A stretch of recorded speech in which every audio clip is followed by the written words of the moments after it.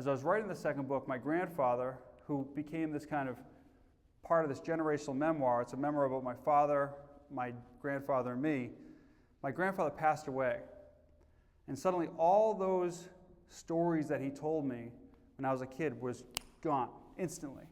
Like, I knew the architecture of the stories, I knew the broad strokes, but the things that were so vivid, the vehicles that relayed the wisdom, the details were completely gone. And it was that experience that crystallized a huge truth that guided what I do today. I realized that there's a preciousness to our stories. This is one of our greatest assets, our stories. We spend our entire lives building these narratives. And yet, if you do not take a deliberate approach towards protecting these stories and putting them in a vehicle that can be passed down, they're lost.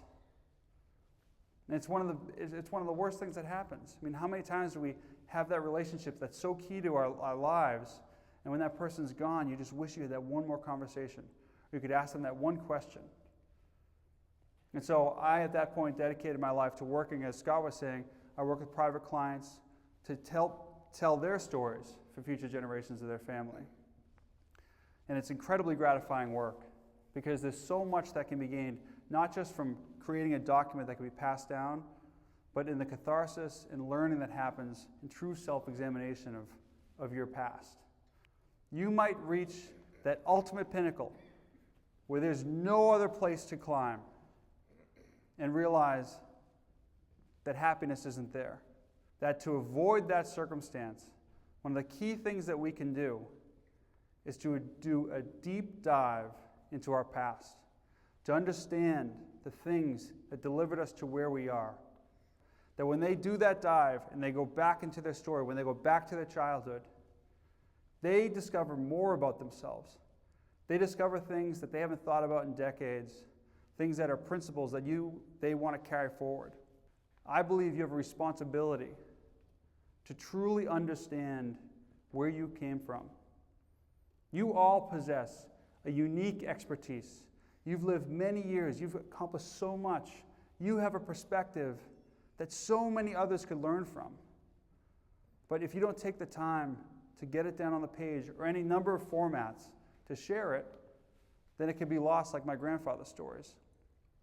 I look at writing a book as you're going on a highway. You know the direction it's going. It's starting with your childhood. It's moving chronologically to your present.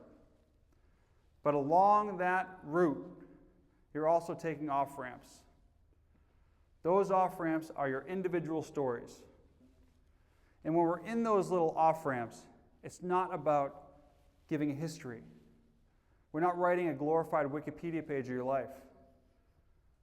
We're trying to tell stories.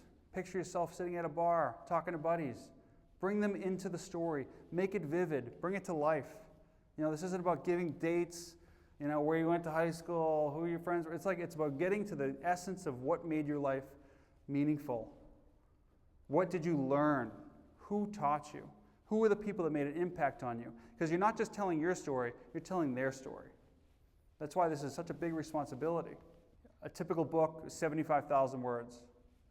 If you break it down to 500 words a day, you dedicate yourself to working specifically on that chunk each day, you're going to get that book finished within a year.